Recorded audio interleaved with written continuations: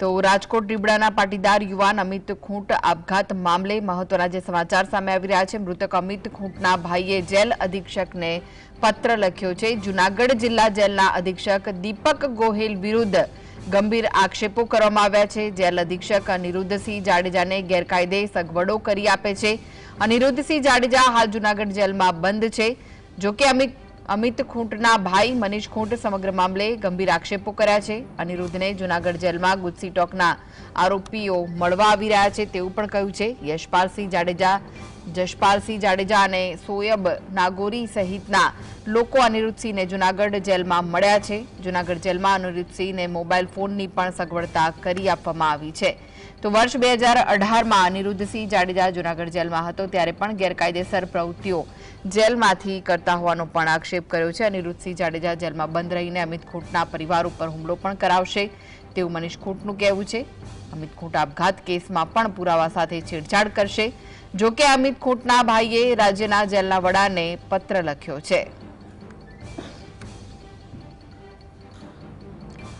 તો અમિત ખૂંટના ભાઈએ રાજ્યના જેલના વડાને પત્ર લખ્યો છે અને તેમાં અનેક આક્ષેપો કર્યા છે। આ સાથે જ અનિરુદ્ધસિંહ જાડેજા જેલમાં બંધ રહીને અમિત ખૂંટના પરિવાર પર હુમલો પણ કરાવશે તેવી પણ તેમણે વાત પત્રમાં કરી છે।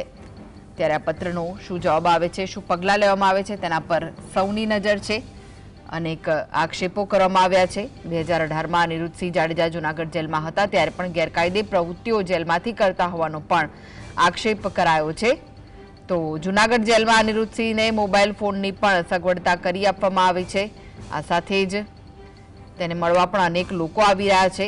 અનિરુદ્ધસિંહને જૂનાગઢ જેલમાં ગુજસી ટોકના આરોપીઓ મળવા આવી રહ્યા છે તેવું પણ પત્રમાં ઉલ્લેખ છે। યશપાલસિંહ જાડેજા, જશપાલસિંહ જાડેજા અને સોયબ નાગોરી સહિતના લોકો અનિરુદ્ધસિંહને જૂનાગઢ જેલમાં મળ્યા છે તેવું પણ કહ્યું છે તેમણે।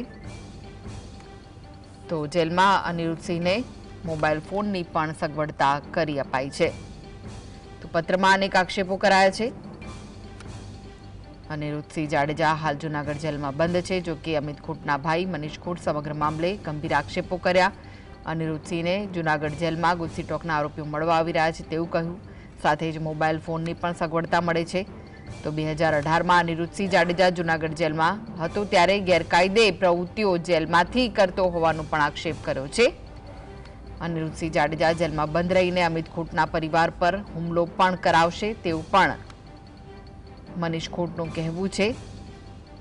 તો અમિત ખૂંટ આપઘાત કેસમાં પણ પુરાવા સાથે છેડછાડ કરશે તેવું પણ કહેવું છે। જો કે અમિત ખૂંટના ભાઈએ રાજ્યના જેલના વડાને આ અંગે પત્ર લખ્યો છે અને પત્રમાં આ તમામ બાબતોનો ઉલ્લેખ કરવામાં આવ્યો છે।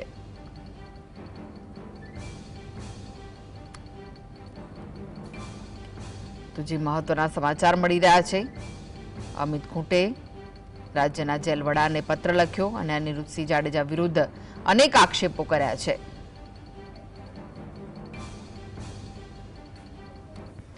તો આ વિશે વધુ માહિતી માટે જોડાઈ ગયા છે સંવાદદાતા લકીરાજસિંહ। લકીરાજ, જે રીતે પત્ર લખવામાં આવ્યો છે, શું વિગતો મળી રહી છે? આપને જણાવી દઉં કે રાજકોટના રીબડા ગામે જે અમિત ખૂંટ આપઘાત કેસ છે તે સામે આવ્યો હતો। સમગ્ર મામલે અનિરુદ્ધસિંહ જાડેજા અને રાજદીપસિંહ જાડેજા સહિત 4 થી 5 જેટલા શખ્સો વિરુદ્ધ જે ગુનો છે તે નોંધાયો હતો।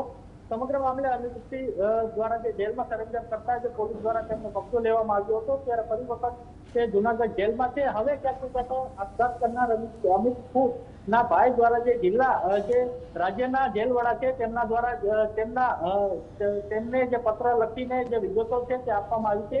ગંભીર આક્ષેપો અનિરુદ્ધસિંહ જાડેજા વિરુદ્ધ કરવામાં આવ્યા છે। તેમના દ્વારા પત્રમાં લખવામાં આવ્યું છે કે જે અનિરુદ્ધસિંહ જાડેજાને જે જૂનાગઢ જેલના જે વડા છે તેમના દ્વારા જે અલગ જે સુવિધાઓ છે, સગવડો છે તે આપવામાં આવે છે। તેમને ફોન પણ જે વાપરવા દેવામાં આવતો હોવાનો ઉલ્લેખ છે તે કરવામાં આવ્યો છે। તો બીજી તરફ તેમને જે ગુનાહિત પ્રવૃત્તિ ધરાવતા ગુજસી ટોકના જે આરોપીઓ છે તેમના દ્વારા પણ જે મળવામાં આવતા હોવાનું ઉલ્લેખ છે તે કરવામાં આવ્યો છે।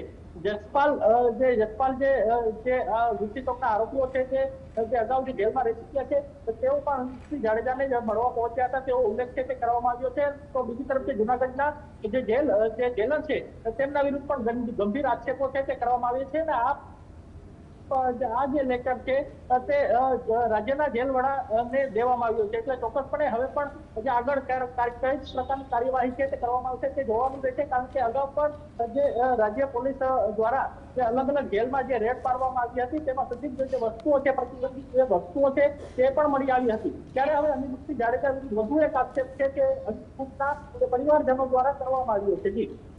જી જી, આભાર લકીરાજ માહિતી આપવા માટે।